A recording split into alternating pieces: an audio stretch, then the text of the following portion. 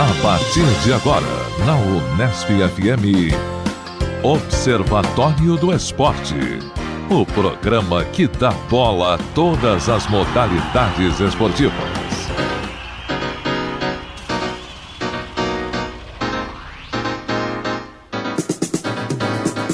Um abraço para você ligado na Unesp FM, sintonizado em 105,7. Hoje é sábado, dia 8 de outubro, o ano é 2016. Eu sou o Guilherme Dias e está começando mais uma edição do Observatório do Esporte. No Observatório, informação e análise dos acontecimentos esportivos da semana. Na reportagem de hoje, vamos falar sobre o papel da crítica esportiva no Brasil. Por que existem tantos ex-atletas comentando nas transmissões da TV? Também vamos falar da importância da especialização no assunto. Entrevistamos os jornalistas Paulo Vinícius Coelho e Mauro Betting. Também falamos com o comentarista de basquete da Sport TV, o Birabello, comentarista de vôlei do canal Band Esportes, Cacá Bizocchi, e o dono do blog de basquete Bola Presa, o Danilo Silvestre. Portanto, fique ligado, já já vamos abordar este tema aqui no Observatório. A informação vai além das quatro linhas. Do meu lado direito, Tuca Américo, do meu lado esquerdo, Zeca Marques. Vamos começar com Zeca Marques, sem perder tempo, porque hoje a matéria promete tomar um tempão, viu, Zeca? Um abraço para você. Abraço, Guilherme, abraço, Tuca Américo, abraço a todos os nossos ouvintes. Abraço ao Carlos Napolitano, que mais uma vez não está aqui presente. Desfalcando o time. Mas eu tenho um tema único hoje, e é a reeleição do Carlos Arthur Nussmann como presidente do Comitê Olímpico Brasileiro. Ele vai completar, até o fim do mandato, um quarto de século, Tuca Américo. 25 anos à frente do Comitê Olímpico Brasileiro. Só uma nota do rodapé, nós estamos aqui na nossa sexta temporada, é isso? É, o sétimo ano. Sétimo ano do Observatório de Esportes. E o nosso primeiro programa foi sobre os cartolas eternos. Veja, então, Zeca, que nada mudou. Pois é. E o Nussmann, o Tuca Américo, inclusive, acho que pertenceu a uma federação que estava afiliada à CBV, Confederação Brasileira de Vôlei, que era presidida pelo Carlos Arthur Nussmann. Na verdade, você foi um atleta do Nussmann, Tuca Américo. Não fui um atleta do Nussmann, mas quando eu fiz faculdade de Educação Física nos anos 80, eu tinha um livro de vôlei que tinha uma foto do Nussmann como atleta. Então o Nussmann tem essa participação muito exitosa na Confederação Brasileira de Vôlei. Ele conseguiu fazer do vôlei um grande produto de mercado. Primeiro esporte que foi realmente bem tratado no Brasil. Bem tratado com os patrocinadores, investidores. Então eram conhecidíssimas as equipes da Pirelli, da Sul América, quer dizer, todas as equipes de vôlei que carregavam nomes de empresas. Depois na CBV a criação dos centros de treinamentos, o cuidado com as categorias de base e tal. Então, e o Nussmann levou essa experiência muito exitosa na Confederação Brasileira de Vôlei, né, a ponto de o vôlei nos anos 80 ser o segundo esporte do Brasil, lembra disso, cara? Claro. Isso o gabaritou e o capacitou a assumir o Comitê Olímpico Brasileiro. Não vou nem questionar uma expressão muito comum na questão dos Jogos Olímpicos, o legado do Nussmann. Sim. Mas o que eu vou questionar é que hoje, por exemplo, a legislação já impede que alguém fique tanto tempo à frente de uma entidade esportiva. Ele vai somar 25 anos porque ele assumiu quando não havia ainda essa barreira de que a pessoa só pode ser reconduzida uma vez, né? Ter uma reeleição. E eu acho que tem duas coisas. Para ocupar um cargo desses, eu não consigo imaginar que alguém, em 4 anos, consiga fazer um trabalho de médio prazo, de longo prazo numa confederação esportiva. Até porque a gente sabe que o ciclo olímpico, as pessoas acham que o ciclo olímpico é 4 anos. Né? O ciclo olímpico é mais de 4 anos, é quase 12 anos para você formar atletas que vão ganhar medalha lá na frente. Então eu acho que para uma confederação é importante que haja um plano de continuidade e talvez 2 mandatos sejam suficientes, talvez não sejam em algum aspecto. Mas acho que essa é uma questão de moralidade do esporte brasileiro. Não dá para ter um dirigente, por mais exitoso que seja, que permaneça um quarto de século à frente de uma confederação. Né? E agora uma das justificativas é que ele também vai se ausentar, porque ele vai fazer os relatórios dos Jogos Olímpicos e Paralímpicos, mas até pela idade dele, que ele deve ter mais de 70 anos. Com certeza. Eu acho que ele já deu seu contributo, é bom que venha gente jovem, e não me parece que os próximos gestores tenham sido preparados, capacitados para poder assumir isso. Eu acho que vai além também, Zeca, que na verdade o Nussmann fechou um ciclo de sucesso, de êxito. Atleta, conseguiu implementar o vôlei, foi Comitê Olímpico, conseguiu realizar os Jogos Olímpicos, Paralímpicos do Brasil, ponto. Acabou, né? Acho que poderia fechar ali uma bela carreira, né? E fechar em alta, né? Fechar em alta, sair por cima. Enfim, mais um tempo, então, à frente de todo o comando, né? É realmente muita gente. Ele quer virar um Túlio em busca do milésimo gol? Virar uma figura patética. Quer morrer fazendo o que está fazendo, né? Fica, então, essa observação. Você está em 105,7 aqui na Unesp FM. Este é o Observatório do Esporte. E o seu tema, Tuca? Vamos lá, dois temas até um tanto quanto constrangedores, né? O primeiro, para quem viu o último Bem Amigos, né, às 10 horas da última segunda-feira, teve lá... Você é um espectador assíduo do Bem Amigos. Sim, verdade. Você sempre comenta o Bem Amigos. Qualquer novidade do Bem Amigos... Também não tem muita coisa para fazer segunda-feira, 10 da noite, né? Melhor que o Tela Quente. Pois é. Né? Então, estava lá assistindo o programa e depois repercutiu também, o que eu vou falar, repercutiu na internet, nas redes sociais, em vários blogs. Né? Durante toda a semana. O convidado daquela noite foi o Vanderlei Luxemburgo, né? E a mídia especializada diz que como o Luxemburgo é muito amigo do Galvão e a recíproca é verdadeira, ele resolveu dar uma mão pro amigo, levando pro programa para ver se ele conseguia arranjar uma boquinha de treinador em alguma equipe brasileira. O que o Galvão não imaginava é que o Luxemburgo ia... Não só o Luxemburgo, né? Mas o que o pessoal criticou muito durante a semana é que os comentaristas estavam lá, o Kleber Machado, o Caio Ribeiro, o Marco Antônio Rodrigues e o Lédio Carmona, não aceitaram, de certa forma, servir, né, de garotos propaganda do Luxemburgo. E em certo momento do programa, os ânimos se exaltaram. Durante 5 minutos não se conseguia entender o que eles falavam, 5, 6 pessoas falando ao mesmo tempo, discutindo, elevando a voz, porque o Luxemburgo foi questionado se o sucesso internacional dele estava atrelado à questão de falar ou não o idioma, né, local. E muitas pessoas, inclusive o Galvão, começou concordando, né, com essa afirmação, mas depois o Luxemburgo discutiu, falou que não, que o problema dele não tinha sido essa e tal, e ele foi questionado pelo próprio Marco Antônio o porquê do fracasso dele na segunda divisão chinesa, onde ele foi demitido e vem colecionando esse grande número de demissões. Pegou mal, e o Luxemburgo irredutivo, e o Galvão ao mesmo tempo tentando salvar a pele do amigo Luxemburgo, mas você via na cara de todos os participantes ali do programa que eles estavam realmente constrangidos, porque a TV tem esse problema, né? Quando você dá uma close na face de uma pessoa, você consegue interpretar o que ela está pensando, né? Então ficou uma situação muito constrangedora e que pegou muito mal pro Galvão Bueno, e quem quiser ver tem esses vídeos aí, né, em toda a rede. Mas fica também, a gente antecipando um pouco o tema que vai ser discutido, essa figura do Galvão Bueno que se mete a entender de tudo e saber do esporte, da cultura, o dono da verdade, ele entende do vôlei, do basquete, do automobilismo, da natação, do MMA. Então fica aí, eu acho que não cabe mais, acho que não tem muito espaço para esse tipo de personalidade, né, na TV de hoje. Eu sempre falo aqui que o Galvão foi o cara que inventou, né, ele percebeu que a TV já mostrava muita coisa e que não precisava do locutor ficar repetindo o que a imagem dizia, e ele inventou a figura do locutor comentarista, né? E aí aconteceu toda essa desgraça. Tá certo. Mais algum tópico, Tuca? O último tópico para a gente fechar, a gente não deu tempo de falar no outro programa, mas a situação também da demissão, né, do José Trajano da ESPN. Figura histórica, ele fundou a ESPN, estava 21 anos lá, né? E o que se comenta em toda a mídia é que, na verdade, ele foi demitido por suas posições políticas que ele vem assumindo durante todo o tempo. A gente sabe que o Trajano é um jornalista à moda antiga, sempre ligado a uma militância mais de esquerda.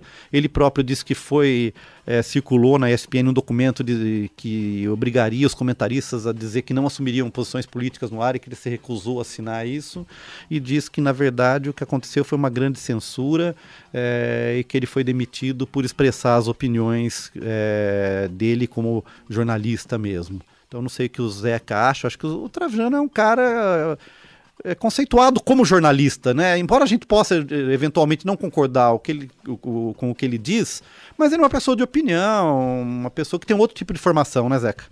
Eu lamento alguém que tem uma importância tão grande para o canal. Lamento até pela solidariedade que ele sempre teve com a Portuguesa, porque um torcedor da América sabe o que é torcer para equipes pequenas. Agora, eu também acho que coisas internas da gestão de uma emissora, cabe à emissora se posicionar. Eu não consigo julgar quem está certo e quem está errado nessa história. Eu lamento o fato de não termos mais a possibilidade de ouvir o Trajano, e acho que ele tem um mercado muito fechado hoje. Sim. Dificilmente alguma outra empresa vai contratá-lo. Mas fica aí um exemplo de um jornalista muito crítico, muito ético, e que formou gerações de apreciadores do esporte, né? Sim, então fica aqui o convite. Se o José Trajano quiser, temos um lugar na nossa mesa no Observatório do Esporte para ele. Se ele quiser vir ao Bauru... Será muito bem-vindo. Já que ele é solidário ao América, torcedor do América solidário portuguesa, ele pode solidarizar aqui com a gente, com o Norusca, com o 15 de Jaú, né? E também podemos aí esticar a nossa conversa em outros espaços. Ô, Trajano, tá convidado, viu? Aliás, se quiser passar por Jaú também, será bem recebido. A gente dá um toque pro Thiago Pavini, né? Nos jogos do 15, ou quando quiser participar aqui do Observatório, será muito bem-vindo também. Você está na Unesp FM, este é o Observatório do Esporte. E vamos então para a matéria especial da semana. A locução é de Heitor Facini. Observatório do Esporte. Confira a reportagem da semana. Um tema em debate.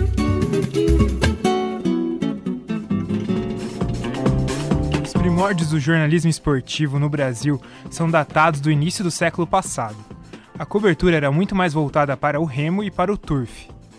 O futebol, grande paixão nacional, era muito desacreditado. Muitos dos jornais na época viam o esporte como algo de segunda linha, que não merecia uma cobertura adequada. As coisas começaram a mudar no final da década de 1910, com a realização do Campeonato Sul-Americano de Seleções no Brasil. Mais para o fim dos anos 20 começou a profissionalização do esporte no país. Nas décadas de 50 e 60, popularizaram os cronistas esportivos com Mário Filho, Armando Nogueira e Nelson Rodrigues. Os textos e os relatos eram providos de emoção e muita subjetividade. Não era a função deles passar relatos os mais precisos possíveis do fato que acontecia. Algo que foi mudando com o passar dos tempos, onde a informação foi tomando o espaço da crônica quase ficcional. A partir do fim da década de 90, com a grande disputa dos direitos televisivos, os grandes veículos da mídia passaram a transformar a transmissão esportiva em um grande espetáculo. Assim, atrair mais pessoas para assistir e valorizar ao máximo seu produto passou a ser a lei das transmissões. Com isso, houve a popularização, principalmente nas televisões abertas, de ex-atletas comentaristas. O blogueiro Danilo Silvestre, um dos donos do Bola Presa, publicação especializada em basquete, escreveu um texto sobre o embate entre jornalistas e ex-atletas. No texto, intitulado Um Significado para as Bolhas nos Pés, o autor contesta a crítica de Eduardo Agra, da ESPN, para os blogueiros que nunca pisaram na quadra e nunca tiveram bolhas de tênis nos pés. A equipe do Observatório do Esporte entrevistou Danilo para essa matéria. Ele explica o que ele quis dizer com seu artigo. Eu não quero de maneira nenhuma diminuir o valor do esportista. Realmente ele é um produtor de significado, né? Tipo, ele é uma pessoa que dedica a vida inteira dele a criar essa narrativa maravilhosa que é o esporte.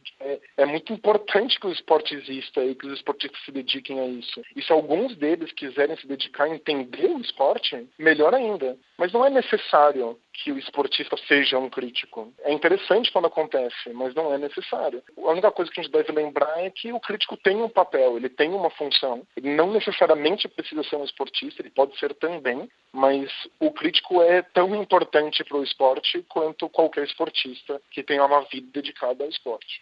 Ele também explica o papel do crítico no mundo esportivo. O crítico, ele está analisando aquilo que ele critica de fora. Então, ele tem a possibilidade rara de poder analisar uma coisa com calma, por todos os ângulos possíveis. Ele não tem a obrigação social de produzir ou de estar fazendo aquela coisa, ele pode realmente só se dedicar a entender ela. Então, o esportista, muitas vezes, porque o esporte é uma profissão, né, o esporte é o ganha-pão do esportista, ele é obrigado a simplesmente entrar em campo ou entrar em quadra e produzir, né? Produzir para os seus patrões, produzir para o público. Enquanto o crítico, ele tem essa possibilidade de não produzir, de parar, de olhar aquilo por todos os ângulos, de analisar, de criar significado em cima daquilo que ele está criticando. Então é uma possibilidade social que o crítico tem de analisar aquilo para além do que um esportista teria a capacidade de fazer, ou a possibilidade de fazer, porque ele tem esse distanciamento. A equipe do Observatório do Esporte também entrou em contato com o colunista da Folha de São Paulo e jornalista e comentarista do canal de de TV Fox Sports, Paulo Vinícius Coelho. PVC comenta sobre a função do jornalismo esportivo. Eu acho que independentemente de ser do campo ou fora de campo, a questão é assim, o que é jornalismo? O que a gente faz com jornalismo? A gente passa informações com compromisso do rigor da informação dar certo. Conta histórias da realidade. O ponto é você ter condição de contar essa história do melhor modo possível. Seja uma história de um jogador, seja a história de um jogo, seja uma impressão que você tem do que você está vivendo. Esse que é o ponto. Então, acho que você estudar, apurar, para ter essa história bem contada, vai sempre te ajudar. A transmissão dos grandes eventos esportivos se transformou em espetáculo. A partir disso, ex-atletas passaram a dominar a função de comentaristas de jogos, partidas, lutas, provas, entre outras coisas. Hoje, em jogos de futebol na TV aberta, não há um jornalista comentando, apenas ex-jogadores. Entramos em contato com um ex-jogador e treinador do time de basquete do Vasco e atualmente professor da Universidade Federal do Rio de Janeiro e comentarista de basquete da Sport TV, Bira Bello. Ele comenta um dos motivos das redes de TV escolherem ex-atletas para comentar o esporte. Os meios de comunicação, do meu modo de entender, a televisão, principalmente a rádio também, ela procura exatamente os ex-atletas porque eles sabem que é muito importante essa visão do ex-atleta. A audiência, quando você tem um ex-atleta comentando, a tendência é crescer, se esse atleta principalmente ele for um ídolo. O jornalista da Fox Sports, Paulo Vinícius Coelho, também dá a sua opinião sobre o assunto. Deve ser o fato de que as TVs abertas apostam na grife, no grande nome. E o grande nome, muitas vezes, o cara que contrata acha que o grande nome é o do ex-jogador, que é o antigo ídolo. Então, isso é uma faca de dois gumes sempre, porque o grande nome que jogou no Palmeiras não é necessariamente um grande nome para um corintiano. O grande nome que jogou no Flamengo não é necessariamente um grande nome para quem torce para o Botafogo. O grande nome de 20 anos atrás, muitas vezes não é conhecido pelo público mais jovem. Por isso que eu acho que o X da questão é qualidade. Se você tentar agregar qualidade, independentemente do cara ter sido jogador ou não ter sido jogador, qualidade é a palavra-chave. O jornalista e comentarista do canal de TV Fox Sports, Mauro Betting, acredita que o ex-atleta tem uma tremenda vantagem em relação ao jornalista esportivo. Não só no jornalismo esportivo, mas em qualquer área que você se manifeste uma opinião, você tendo estado lá, você tendo participado, você tendo jogado, você tendo vivido, vivenciado, sofrido, entendido, ganhado, perdido, e uma das coisas sensacionais do futebol, empatado também, é indescritível. Você já começa goleando o profissional, o analista, o crítico, o comentarista, o corneteiro, o palpiteiro que não jogou, né? Claro, jogar na várzea, jogar pelada, jogar até campeonato organizado, mas amador, já é uma experiência. Mas não se compara em absolutamente nada a um Fla-Flu, a uma Liga dos Campeões ou qualquer outra coisa.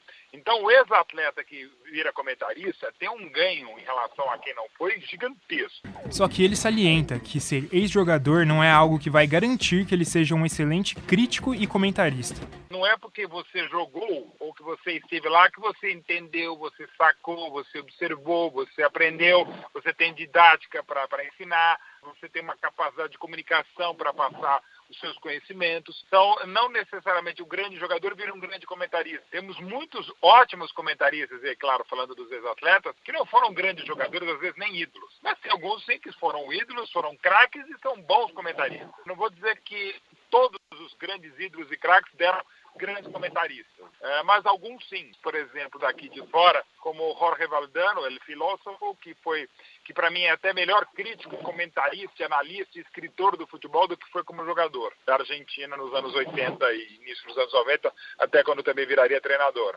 Tostão é um belo exemplo também de quem foi um craque, um ídolo e um baita comentarista de bola rolando e também um grande, escreve muitíssimo bem. Mas não são todos assim. O ex-jogador e treinador de vôlei, atualmente jornalista e comentarista do canal de TV Band Esportes, Kaká Bizoc, também deu sua contribuição para a matéria. Ele acredita que quem esteve em quadra, em campo, tem uma vantagem. Mas não é só isso que é o necessário. O mais difícil no comentário esportivo é você perceber todos esses pontos que se entrelaçam e constroem a partida em si. E eu acho que essa é a maior dificuldade de quem não vivenciou o esporte tem, porque você analisa de modo muito fragmentado. Então, quem teve a experiência, o jogador, o técnico, eu acho que ele consegue perceber essas ligações. Mas não acho que seja suficiente, porque eu acho que a capacidade de você traduzir tudo isso para uma linguagem que também seja acessível a quem está ouvindo, eu acho que é o maior segredo, porque não adianta você ter tantas informações, saber juntá-las, mas não saber transmiti-las. E aí eu acho que no meu caso particular, a minha formação também em jornalismo que fez essa ligação de tudo, que contribuiu de maneira a unir a experiência esportiva com essa capacidade de comunicação.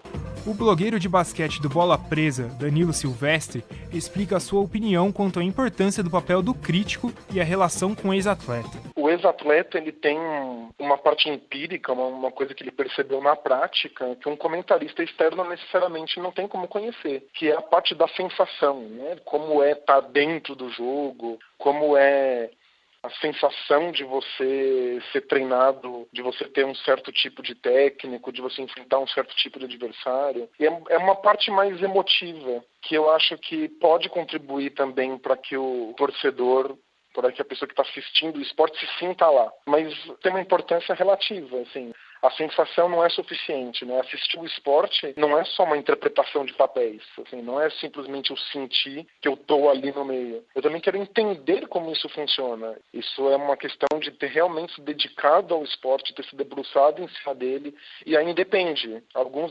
esportistas podem fazer isso, mas aí não esportistas puramente críticos podem também. Então acho que o papel do ex-esportista é colocar a gente dentro dessa sensação, mas isso não é necessariamente algo importante para a gente fruir o esporte. Mas o mais importante é você se especializar para entender aquilo que você vai falar, seja na área da comunicação, seja na área do esporte. O jornalista Paulo Vinícius Coelho fala sobre a constante atualização que o crítico esportivo tem de ter. Eu acho que nem ajuda nem atrapalha. Eu acho que ajuda em alguns casos. Você pode transferir algum tipo de experiência, desde que não seja experiência do tipo, se ele batesse na bola desse jeito, que a bola cai de um outro jeito. O cara vê a bola porque quicou no morrinho, deu uma turbulência na grama, enfim. Acho que tem histórias que você pode contar muito bem do que você viveu e de como funciona a rotina do jogador. Agora, se você tiver o cuidado de entender e apurar o fato que está acontecendo e juntar a tua experiência do que você jogou, é melhor do que apenas contar o que você viveu. Porque o que você viveu 10 anos atrás não é igual ao que se vive hoje, mesmo que tenha semelhanças.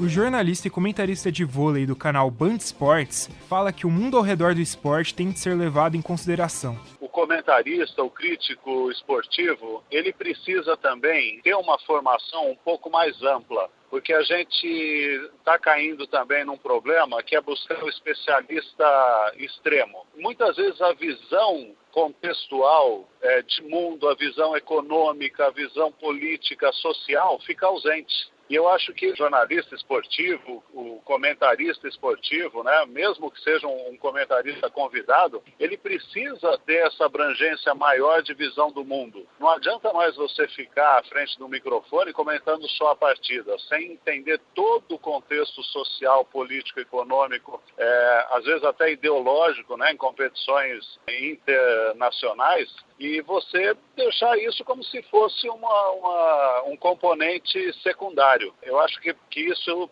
acrescenta muito na formação do comentarista esportivo. Mauro Betting diz que a maioria das coisas que sabe sobre esporte não foram aprendidas dentro da faculdade. O interessante é o constante aprendizado para o crescimento. Cito o meu próprio exemplo. Eu não aprendi futebol. O que eu aprendi de futebol não foi na faculdade.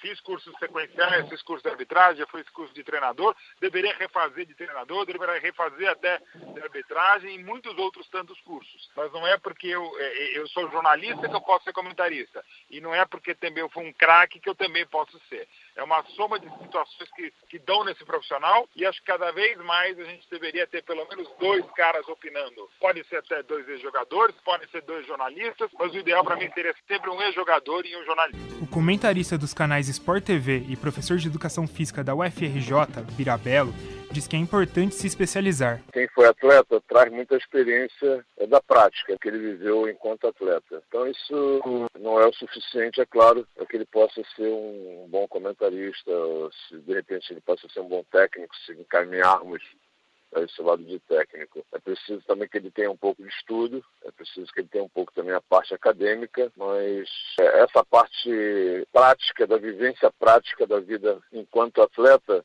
vai dar condições a essa pessoa, a esse profissional, ingressando numa nova profissão, poder avaliar melhor certos momentos da partida, certos comportamentos assumidos pelos atletas, porque ele já esteve ali, ele já, de repente, até passou por situações bem parecidas, bem próximas. Então isso vai dar condições melhores a ele de poder ter um feeling para identificar isso do que aquela pessoa que nunca teve a oportunidade de praticar esporte, que nunca teve a oportunidade de estar ali, detectar esses momentos que acontecem dentro do jogo. Só quem esteve dentro da quadra, de um campo, de uma piscina, é que tem essa possibilidade.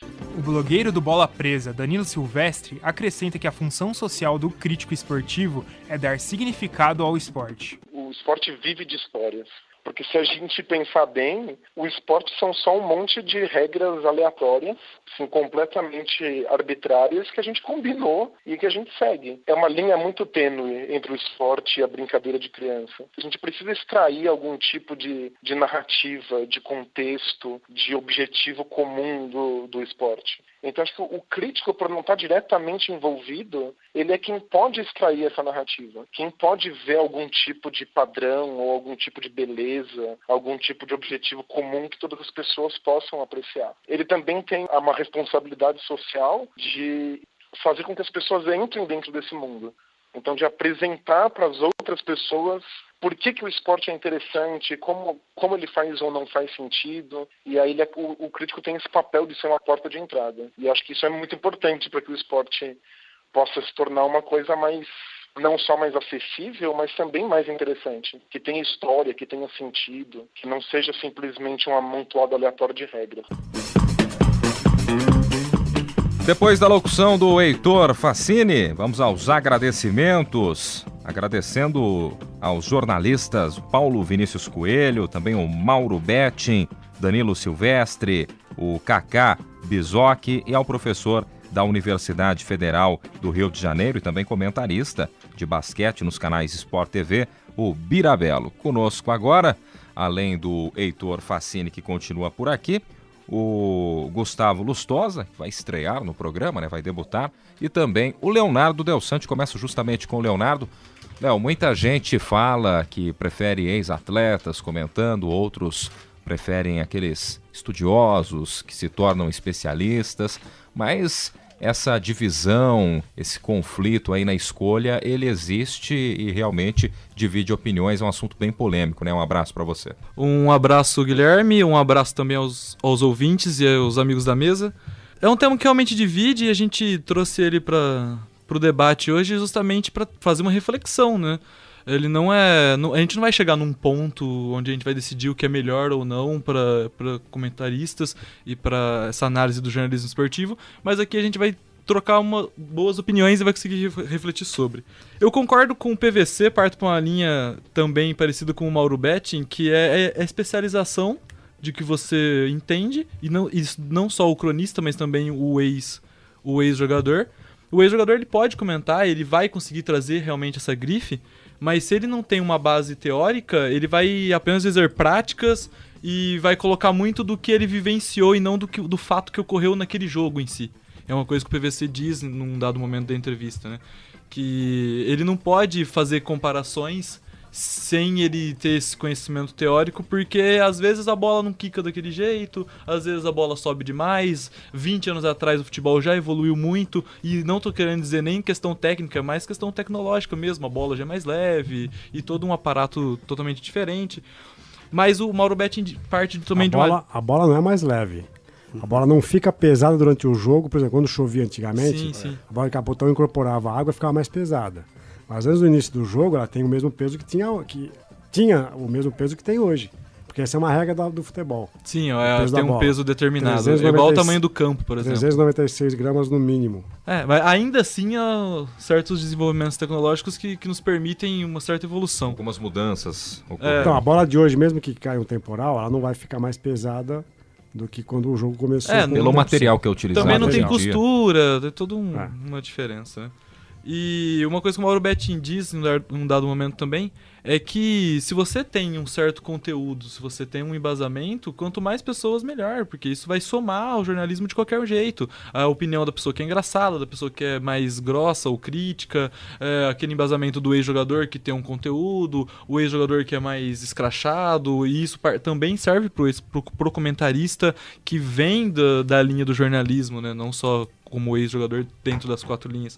Então eu acho que a gente tem que saber dosar mesmo esse tipo de característica, porque todo mundo tem a somar, todo mundo fala de futebol, o Brasil inteiro fala de futebol, então eu vejo dessa maneira, né? Esse lado do lúdico com alto rendimento, que é pontuado pelo Danilo, é muito interessante também, porque ele mostra que o esporte ele era uma brincadeira, e com o passar do tempo ele foi entrando em certos lugares e aí foi se adequando a certas realidades. Hoje ele é feito para passar na televisão, por exemplo, então eu vejo isso como um avanço que tem que acontecer.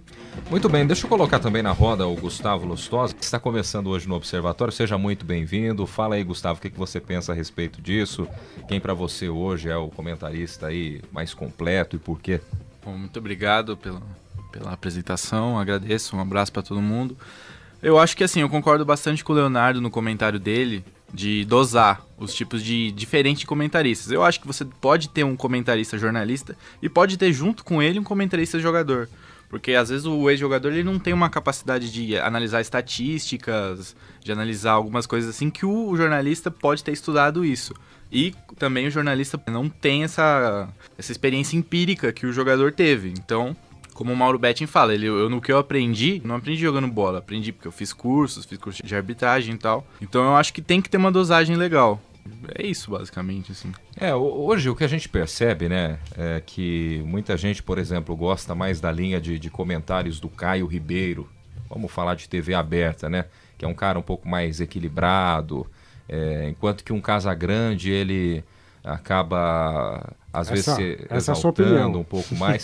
Não, o que a gente sente, pelo menos no que a gente sente na TV isso, aberta e até conversando com o pessoal, é claro que muitas pessoas têm a base e têm condição de assistir TV fechada, né? Mas hoje eu vejo uma aceitação muito grande, por exemplo, para o Caio Ribeiro. Você discorda, Zeca?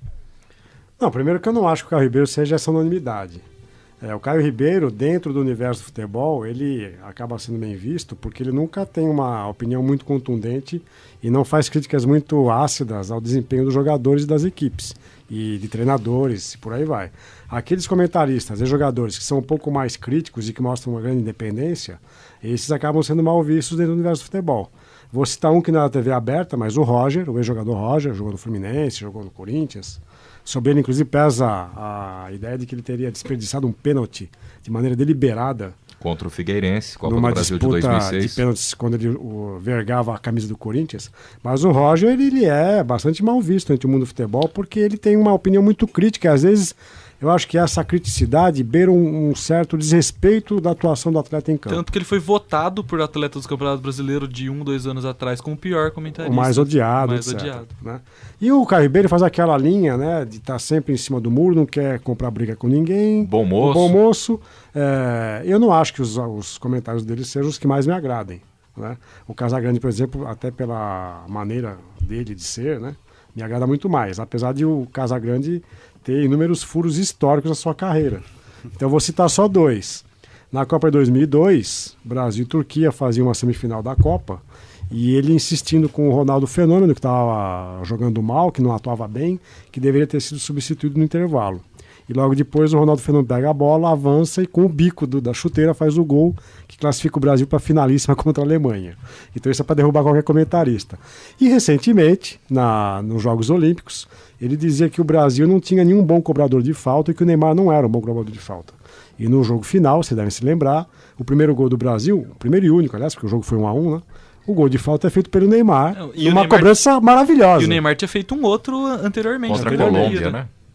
Isso. Então, o Casagrande, a despeito dessas barrigas, Tuca Américo, eu acho que ele tem uma opinião firme, às vezes pode acabar sendo contradita pela própria realidade do jogo, mas eu particularmente, se você quer falar do Caio Ribeiro, fale em seu nome, não no nome da mesa. Não, eu acredito também que tem uma questão histórica, né? Então o Casagrande é um jogador mais antigo, ele ficou um tempo por questões de saúde, envolvimento com drogas, estava há pouco tempo fora do ar. Então o Caio também ocupou um espaço deixado pelo Casagrande. E agora eu devo concordar também que quando falam, o Caio ele tende a ser mais simpático, mais televisivo do que o Casagrande, que fala um pouco enrolado, um pouco atropelado. Talvez um pouco mais artificial também, né? Mas eu falo justamente porque é o que eu ouço, né? O pessoal gosta muito pelo menos nas ruas aí, com o pessoal que eu bato papo e converso, muita gente gosta demais do Caio. Eu acho que são dois bons comentaristas, cada um dentro da sua linha. O Casagrande tem aquele falar típico paulistano, né, da Zona Leste, e por isso ele tem uma identidade tão grande com o Corinthians. E vejam, o Casagrande saiu do Corinthians, jogou no São Paulo, e acho que ele estava no Flamengo, salvo engano, num jogo no Pacaembu, a torcida do Corinthians, doutor, eu não me engano, o Casagrande é corintiano, e volta a Casão, seu lugar é no Timão. Esse coro fez com que ele chorasse dentro de campo com a camisa do adversário. Para ver o nível de identidade que há entre o Casagrande e o Corinthians. Casagrande, que numa reportagem da revista, não sei se foi a revista VIP, mas há cerca de 3 anos divulgaram que inclusive ele é São Paulino, não é nem corintiano. Né? A gente comentou aqui, lembra, Tuca Américo? Sim. Os times de preferência de cada comentarista da televisão. E o Casagrande lá estava dito que era São Paulino. Mas diga, Leonardo. Não, então, eu acho que o único problema é que, assim, se a gente for analisar a TV aberta, a gente só vai falar de ex-jogador. Acho que esse é o ponto. Quando a gente vê esse privilégio, né, a gente, não sei nem se é essa palavra, mas quando a gente vê isso acontecer na TV aberta, a gente passa a fazer um campo de suposições que falta jornalistas comentando na TV aberta. Eu ia passar a bola pro Heitor, só que eu ia fazer um comentário sobre isso. A gente às vezes questiona por que só tem jogador comentando jogos de futebol na TV aberta. Mas aí vamos olhar as grades curriculares dos cursos de comunicação das universidades públicas no Brasil. Eu acho que no número diminuto a gente vai encontrar alguma disciplina que trate de esporte, jornalismo esporte, etc. Então, se o esporte não está presente nas grades curriculares dos cursos de jornalismo, e não só jornalismo de comunicação, como é que a gente pode esperar que estamos formando profissionais capazes de atuar nessa área? E até nos cursos de educação física, a gente já comentou, Tuca Américo, há uma questão da educação física em vários cursos, não é o caso aqui da Unesp, mas é o caso da educação física da Unesp de Rio Claro, que simplesmente não se aborda o esporte de alto rendimento, o esporte de competição. São cursos de educação física voltados para o esporte de educação, esporte de participação. Então, até dentro da própria área em que o esporte seria algo natural, há alguns cursos que fecham as portas para quem trabalha com esporte de alto rendimento. Mesmo na nossa área, na comunicação, até pouco tempo, né, Zé, que a gente discute isso. Nosso grupo de estudos GCF é um dos poucos grupos da área. Né? Então, a questão e a relação esporte-comunicação era vista como alienante, como uma coisa menor, não importante, e até que não considerado objeto de estudo acadêmico. Tem um componente ideológico aí, um preconceito com relação ao esporte, que é um braço do capitalismo que promove a competitividade entre as pessoas, que é alienante. Né? Mas as grades dos cursos de comunicação não tem esporte. É um problema que a gente pontuou com o Kaká e com o Mauro. Esse problema que há do jornalismo formar pessoas que são capazes de comentar de diversos esportes ou se aprofundar em um. O Kaká, no caso, especialista em vôlei, mas ele fala sobre vários esportes, e o Mauro Betting, que assumidamente só vê futebol. A gente falou aí de TV aberta, comentaristas, né, que são basicamente ex-jogadores na maioria das vezes. Citamos o Caio Ribeiro, o Walter Casagrande, tem o Juninho Pernambucano, tem o Júnior, né? Sorin. Sorin. Mas Sorin já sai da TV aberta, né? Mas a gente ouviu aí o Mauro Betting, que até pouco tempo atrás estava na TV aberta também e foge um pouco dessa linha de ex-atletas. Mas entre Caio Ribeiro, Casagrande e Neto, quem você prefere, Heitor? Até para te colocar aí também na conversa. Você me deixou numa sinuca de bico aqui agora. Complicada? Bom, primeiramente um abraço a todos, um abraço aos amigos da mesa, um abraço aos ouvintes. Então, é meio difícil responder essa pergunta, porque se a gente pensar na função do crítico esportivo, na função do comentarista esportivo, de dar um significado àquele esporte, porque sem o crítico esportivo, sem o jornalismo esportivo, o esporte em si ele não faz sentido por si só, como o próprio Danilo ele fala na sonora dele. Porque é complicado, porque é um montoado de regras que a gente cria para um jogo que não tem sentido na realidade por si só. Então a crítica é essencial.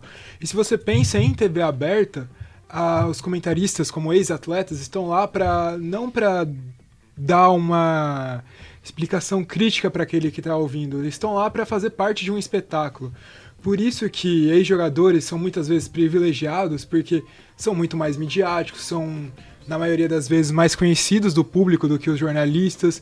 Eles têm uma grife, que é como o próprio PVC fala. Essa grife faz com que eles tenham muito mais poder de que tragam mais pessoas para assistir. E as redes de televisão, elas têm um produto na mão deles. E elas pagam caro por esse produto. Os direitos de televisão são muito caros, se pensar no valor deles. Aí o que eles fazem? Eles trazem essa grife para quê? Para valorizar seu produto, para valer a pena eles terem investido aquele valor. Essa é uma tendência que hoje existe inclusive na TV fechada. Porque não há TV fechada que não tenha jogadores comentando os jogos. E na Sport TV isso já é uma prática mais antiga. Mas a SPN, que era muito refratária a esse tipo de conduta, agora também invadiu a sua programação com os jogadores. E até há um programa de domingo à noite, que é o chamado Resenha, em que é um jornalista que faz ali uma ancoragem, mas são só ex-jogadores que estão comentando, né? Só uma coisa, para falar também, é uma coisa que eu acho que o Mauro Betting cita, que o importante sendo ex-jornalista ou sendo ex-jogador é você não contar com sua experiência empírica, porque, como o Zeca falou anteriormente, a faculdade não vai te formar um especialista esportivo. Você vai ter que estudar depois da faculdade, fazer curso, fazer especializações, ler livros, fazer várias coisas para conseguir comentar aquilo de forma com que o telespectador consiga compreender aquilo que você está falando. E isso vale para o jornalista e isso vale para o ex-atleta, porque só a experiência empírica de você ter jogado não faz com que você seja especialista naquele assunto. Até porque o esporte não é só dentro das 4 linhas. Tem todo um mundo que move o esporte. Esse é o slogan a cada momento. Do programa. Esse é o slogan do nosso programa. Tá certo. O Tuca pediu a palavra também, pois não, Tuca? Não, eu acho que essa é uma discussão, é o famoso dilema Tostines, né? Que a gente não chega a um fim. Mas eu acho que a gente pode analisar alguns casos, eu acho que é interessante, porque eu acho que depende do esporte, depende da situação. Quando a gente pega a situação de Jogos Olímpicos, por exemplo, aparecem modalidades esportivas que não estão no dia a dia, aí você vai ter que buscar alguém, um ex-atleta, um técnico, que vai poder explicar até para a audiência o que é aquele jogo, né? Então, posso dar um exemplo disso, Tugamel? Claro. Nos últimos Jogos Olímpicos que a gente assistiu aqui no Brasil, eu queria destacar duas atuações, que uma delas eu já citei aqui, aliás, acho que as duas. Mas a natação. A natação é um esporte que não aparece nas nossas grades televisivas, nem TV fechada, é raro. Está acontecendo agora um torneio no Dubai, mas normalmente a gente não tem isso com grande divulgação. O Sport TV colocou o coach, né, o Alex Pucialdi, que ele tem uma clínica de treinamento nos Estados Unidos, né? E o atletismo, já há algum tempo, a Sport TV coloca o Walter Nogueira, que também tem uma clínica de treinamento. Nos Jogos de Atenas, ele tinha inclusive um atleta de triatlo que competiu a prova de triatlo e era treinado por ele, né? E aí o nosso diretor, Fábio Freire, veio me falar aqui na orelha para comentar a questão da ética. Eu tinha colocado, ia justamente então vejam, o Walter Nogueira, que eu acho que é um belo comentarista de atletismo, como é que ele fica transmitindo uma prova de triatlo, sabendo-se que tem um atleta lá que fez parte do grupo dele, da equipe dele?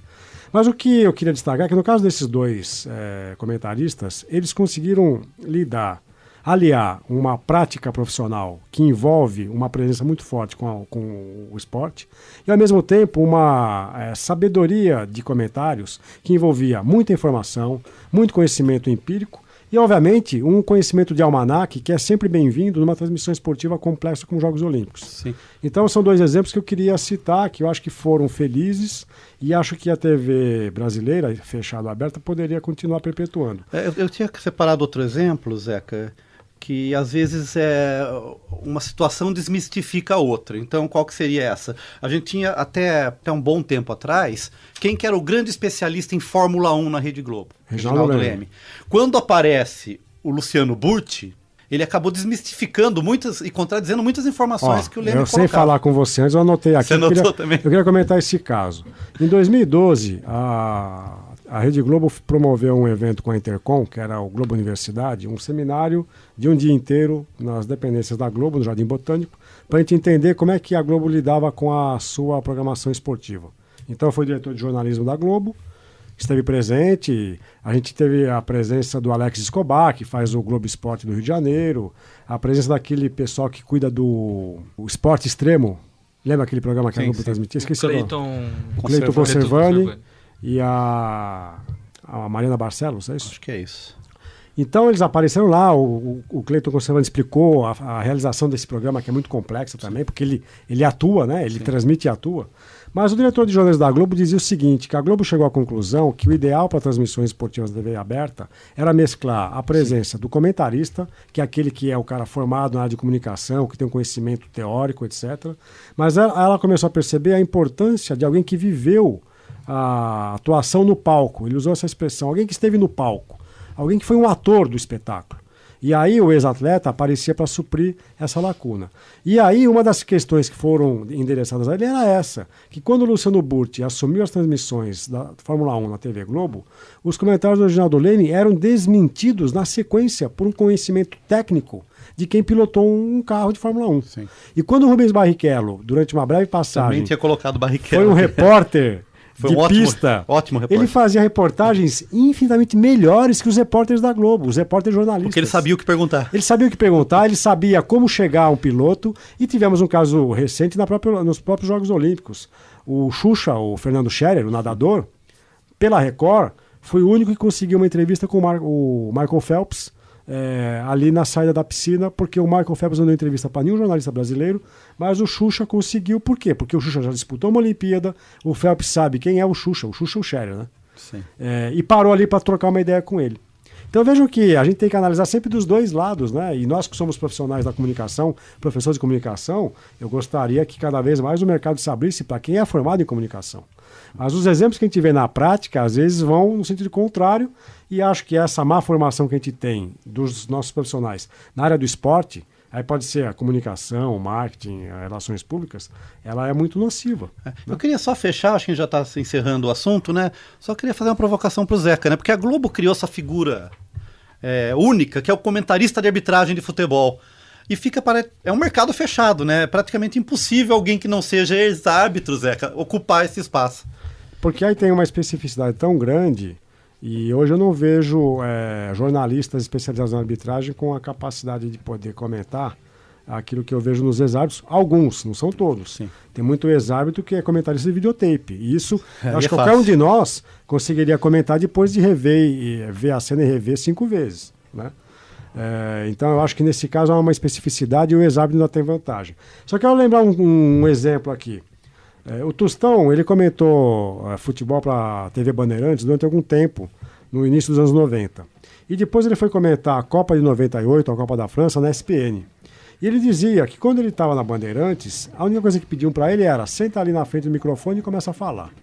E quando ele foi para a ESPN, ele recebia materiais, dossiês, revistas, uma preparação para o jogo, no sentido de que ele pudesse se capacitar com as informações que iriam ser transmitidas ao vivo para os telespectadores.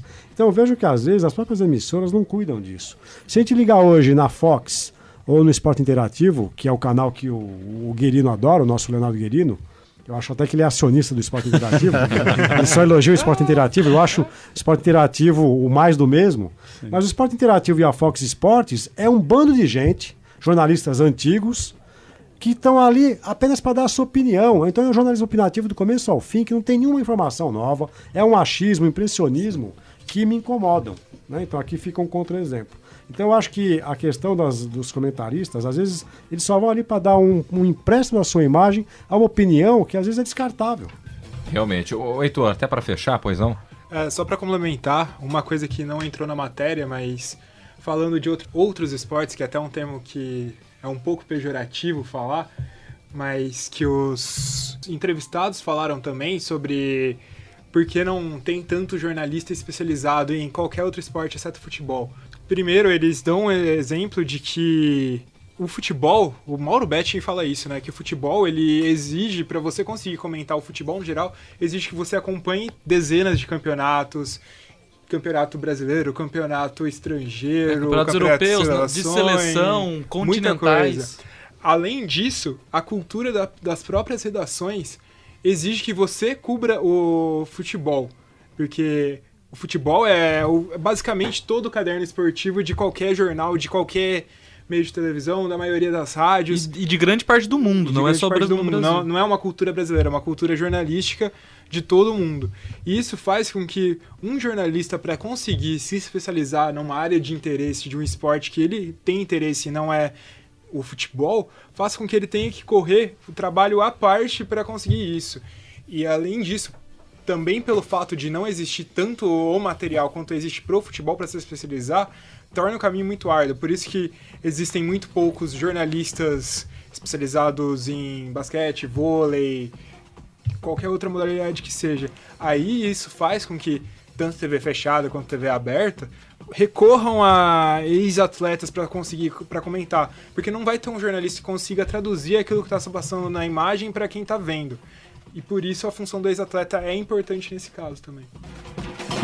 Legal, você é ouvinte do programa que acessa as redes sociais, curta a nossa página no Facebook, o endereço é facebook.com/Observatório do Esporte. Acesse também o blog do nosso programa. O endereço, observatório do esporte unesp.blogspot.com.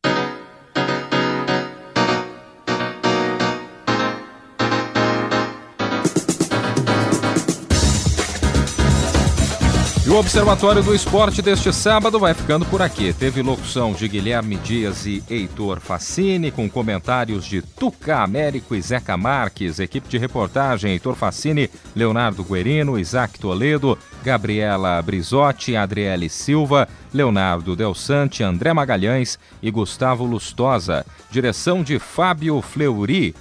Trabalhos técnicos Paulo Pepa. O Observatório do Esporte é uma atividade de extensão do GECEF, o Grupo de Estudos sobre Comunicação Esportiva e Futebol da Unesp. Para você, obrigado pelo carinho da audiência e até uma próxima oportunidade. Observatório do Esporte, informação além das quatro linhas.